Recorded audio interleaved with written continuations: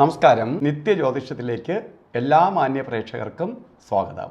ഇന്ന് 2025 ജൂൺ മാസം 1-ാം തീയതി 1200-ാം ആണ്ട് ഇടവ മാസം 18-ാം തീയതി ഞായറാഴ്ച. ഇന്ന് ഞായറാഴ്ചയാണ്. ഞായറാഴ്ച എന്ന് പറയുമ്പോൾ എല്ലാവർക്കും അറിയാം, അവധി ദിവസമാണ്. നമുക്ക് സന്തോഷത്തോടു കൂടി വീട്ടിൽ എല്ലാവരും ഒത്ത് നിൽക്കാൻ പറ്റുന്ന ദിവസമാണ്. കുടുംബത്തിൽ സന്തോഷത്തോടെ നിൽക്കാൻ പറ്റുന്ന ദിവസം എന്ന് പറയുമ്പോൾ ഇവിടെ കുടുംബം ഇമ്പം ഉണ്ടെങ്കിൽ മാത്രമേ കുടുംബം ആവുകയുള്ളൂ. അപ്പം അതിനകത്തൊരു ഇമ്പം ഉണ്ടെങ്കിൽ, നമുക്ക് നിൽക്കാനൊരു സന്തോഷം ഉണ്ടെങ്കിൽ മാത്രമേ നമുക്ക് അവധി ദിവസത്തിന് പ്രാധാന്യമുള്ളൂ. മാത്രമല്ല, ഇന്നത്തെ നക്ഷത്രം ആയില്യ നക്ഷത്രമാണ്. അപ്പോൾ നക്ഷത്രം ആയില്യ നക്ഷത്രമാണ്. ആയില്യ നക്ഷത്രം അത്ര കണ്ട് ശുഭനക്ഷത്രങ്ങളിൽ പെടുന്നതല്ല. അപ്പോൾ ഇന്നത്തെ അവധി ദിവസമാണ്. എന്നാലും നക്ഷത്രത്തെക്കുറിച്ച് ചിന്തിക്കുമ്പോൾ ശുഭനക്ഷത്രമല്ല. പല തരത്തിലുള്ള ബുദ്ധിമുട്ടുകളുണ്ടാക്കുന്ന നക്ഷത്രമാണ് ആയില്യം. അതുകൊണ്ട് ഇന്ന് ശുഭ കാര്യങ്ങൾക്ക് അനുകൂലപ്രദമായ ദിവസമല്ല. വീട്ടിൽ സന്തോഷത്തോടെയൊക്കെ നിന്ന് ആവശ്യമില്ലാത്ത കാര്യങ്ങളൊന്നും ചെയ്യാതിരിക്കുക. അതുപോലെ ഇടവ മാസത്തിലെ ആയില്യ നക്ഷത്രം ബർത്ത്ഡേ വന്നിട്ടുള്ളവർക്ക് ഒരു വർഷത്തെ ഫലത്തെയാണ് ചിന്തിക്കേണ്ടത്.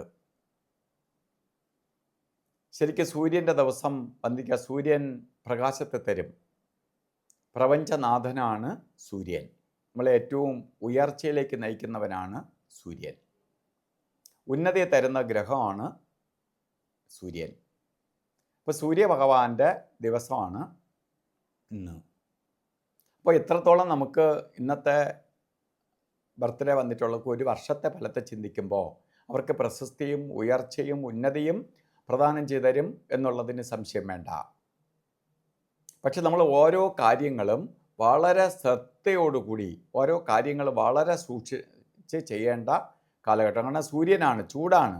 അപ്പോൾ നമുക്ക് പലതരത്തിലുള്ള ടെൻഷനും അസ്വസ്ഥതയിലൂടെ കാര്യങ്ങൾ കടന്നു പോകും. അപ്പോൾ ഇത് ഒഴിവാക്കാൻ വേണ്ടി എന്ത് ചെയ്യാം? ഏറ്റവും സിമ്പിളായിട്ടുള്ള മാർഗം രാവിലെ എണീറ്റ് സൂര്യഭഗവാനെ തൊഴുക എന്നതാണ്. അപ്പോൾ സൂര്യപ്രകാശം നമ്മളിലേക്ക് പതിക്കത്തക്ക രീതിയിൽ കിഴക്കോട്ട് തിരിഞ്ഞു നിന്ന് സൂര്യഭഗവാനെ പ്രാർത്ഥിക്കുമ്പോൾ ഈ നെഗറ്റീവ് ഭാവം നമ്മളിൽ നിന്ന് മാറിക്കിട്ടും. ഇന്നും നമുക്ക് ഓരോ കാര്യത്തിന് ഇറങ്ങാം. അവധി ദിവസമാണ്. വൈകുന്നേരം ആകുമ്പോൾ പുറത്തേക്കൊക്കെ പോകുന്ന ഒരു ദിവസമാണ് കൂടുതലായിട്ട്. പക്ഷേ വൈകുന്നേരമാണ് രാവുകാല സമയം പറഞ്ഞത്. കലണ്ടറിൽ 4:30 മണി മുതൽ 6 മണി വരെ എന്ന് കലണ്ടറിൽ രേഖപ്പെടുത്തിയിട്ടുണ്ടെങ്കിലും രാവുകാല സമയം 5 മണി 5 മിനിറ്റ് തൊട്ട് 6 മണി 39 വരെ രാവുകാല സമയമുണ്ട്. അപ്പോൾ നമ്മൾ വിചാരിക്കും 4:30 മണി മുതൽ 6 മണി വരെ എന്ന് കരുതിയിട്ട് 6 മണി കഴിയുമ്പോൾ ചിലപ്പോൾ രാവുകാല സമയത്തായിരിക്കും ഇറങ്ങണേ. 4:00 കഴിയുമ്പോൾ അയ്യോ രാവുകാലം തുടങ്ങി എന്ന് പറഞ്ഞ് വിഷമിച്ചിരിക്കില്ല. ശരിക്ക് 5 മണി 5 മിനിറ്റ് തൊട്ട് 6 മണി 39 വരെ രാവുകാല സമയമുണ്ട്. യാത്രയ്ക്ക് എടുക്കുമ്പോൾ ഈ രാവുകാല സമയം മുമ്പോ പിമ്പോ യാത്ര തുടരുക.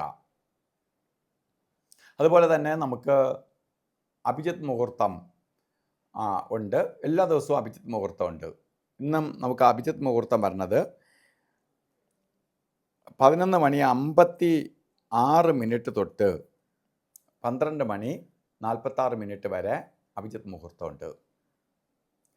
അതുപോലെ യമകണ്ഠ കാലസമയവും ഗുളിക കാലസമയവും എല്ലാ ദിവസവും ഉണ്ട്. ഈ സമയം ശരിക്കും പറഞ്ഞാൽ ഒരു കാര്യത്തിനും കൊള്ളൂല.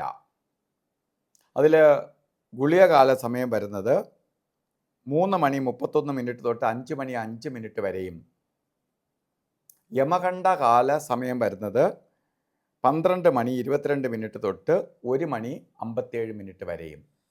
ഈ സമയം ഒരു ശുഭകാര്യങ്ങൾക്കും അത്ര കണ്ട് നല്ലതല്ല. ഇന്ന് നമ്മൾ ഓരോ കാര്യത്തിന് ഇറങ്ങുമ്പോൾ വസ്ത്രധാരണത്തിന് പ്രാധാന്യം കൊടുക്കണം. റോസ് കളറോ അല്ലെങ്കിൽ ചുടുകല്ലിൻ്റെ കളറോ താമരപ്പൂവിൻ്റെ കളറോ ഒക്കെ ആയിട്ടുള്ള വസ്ത്രം ധരിക്കുന്നത് നമുക്ക് ഭാഗ്യത്തെ കൊണ്ടുവരാനും കുറച്ച് ഉന്മേഷവും ഉണർവും പ്രദാനം ചെയ്യാനും സഹായിക്കും. അപ്പോൾ എല്ലാവർക്കും ഇന്നത്തെ ദിവസം ഭാഗ്യദായകമായി തീരട്ടെ എന്ന് പ്രാർത്ഥിച്ചുകൊണ്ട് നിർത്തുന്നു. നന്ദി, നമസ്കാരം.